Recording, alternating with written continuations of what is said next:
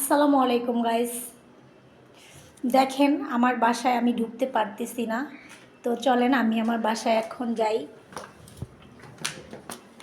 এই যে আল্লাহ, দেখেন গাইস আমার বাসার কি অবস্থা। আসলে আমি আমার বাসায় কাজ করাচ্ছি কিছু, তো রঙের কাজ করাচ্ছি।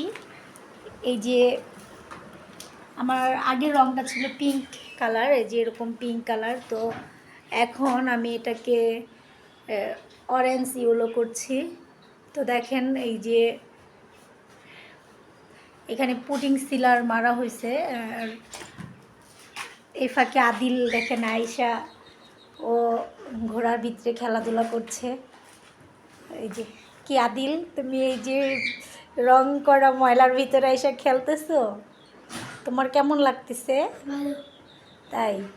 আর আহনাফকে আমি আসলে ওর নানুর বাসায় দিয়ে আসছি, কারণ যে ধুলার ভিতরে আদিল আহনাফ একসাথে দুইজনে মিলে একেবারে নোংরা করে ফেলে সব কিছু। এই যে দেখেন কি অবস্থা।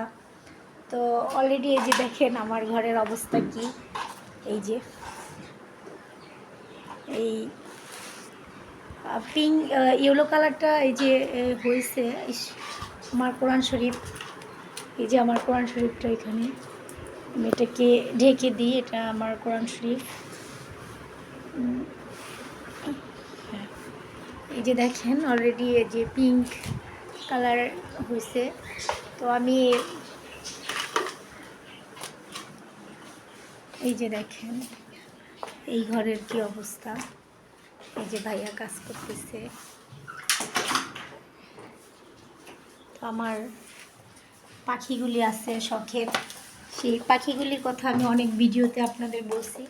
তো এখন চলেন দেখি আমার পাখিগুলির কি অবস্থা, তারা কেমন আছে। ওই যে দেখেন তাদের বাসা ভেঙে একাকার, এই যে তাদেরকে নামানো হয়েছে।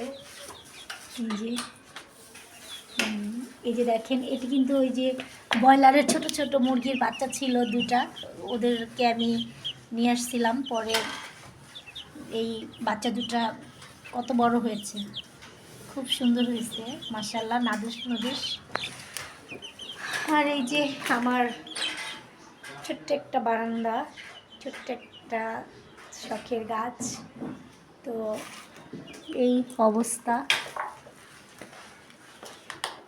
সব কিছু মিলিয়ে মানে কি যে একটা অবস্থার ভিতরে আছি।